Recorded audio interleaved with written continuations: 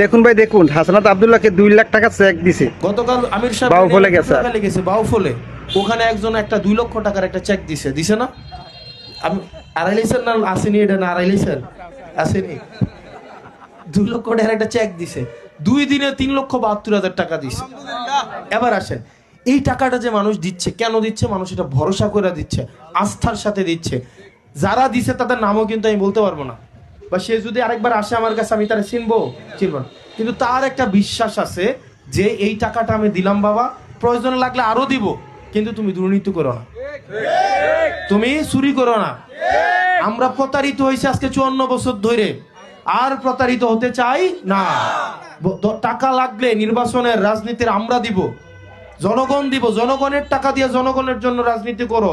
জনগণের জন্য রাজনীতি করার নামে রাস্তার ইট খুলে খাইয়া ফেলো না, নিজের বাপের নামে নিজের নামে কোম্পানি খুলে বসো না।